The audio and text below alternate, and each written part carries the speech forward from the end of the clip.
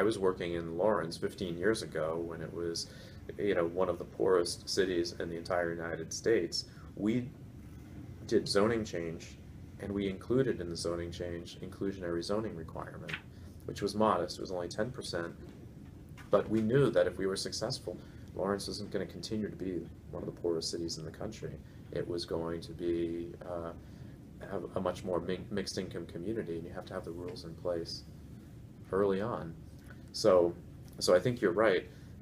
Um, Affordability, when you talk about housing programs, generally refers to 80% of area median income, right, to qualify as an affordable unit. So what that means is that, you look at a particular region, Boston's a region, Worcester's a region, Springfield's a region, and you look at what the incomes are in that area according to the census, and 80% of the area median income is the level at which most affordability programs are set. But it's a complicated issue because that's one bar, and really what we need is a wide range of housing opportunities at a whole different set of price points, not just that one price point. There are people who need more affordability. There are people who only, what about the lower end? People who are making 60% of area median income, 40% of area median income. Where are they going to live? So what you consider, what is defined as an affordable unit, is still may not be affordable for a large part of our population. On the other hand, we've seen communities, particularly in Boston, where the market's so hot. So a place like Cambridge has done a great job of building a lot of affordable housing, but it's also incredibly expensive to live in.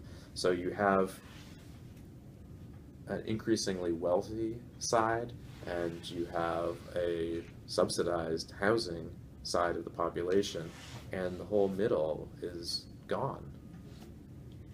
So what's the answer to that? Well, I think we need to be a little bit more sophisticated in our housing programs. So I think we need to continue to have the 80% area median income, but we also need to have some programs that address 100% area median income, 120%, and then we need to have some even deeper subsidies for people who are at the 40%, 60%. And ideally, what you want to have is a mixed income community. You don't want to have these gated communities, and we think of ourselves as a pretty enlightened part of the country, but in fact we're highly segregated racially as well as economically, and we,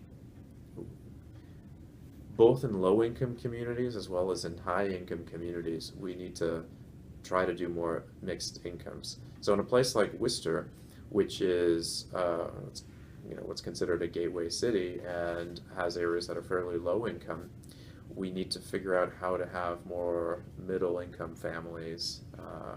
You look at downtown and other neighborhoods, how do we make sure that we don't have these concentrations of poverty, which are not good for anybody. And then on the other end too, in higher income communities, we have to make sure that they don't become these golden ghettos, right? Where people are locking themselves up and not interacting with the rest of society. And we're starting to see that in some places. There's a risk in downtown Boston where you have all these luxury towers going up, but that doesn't make a neighborhood.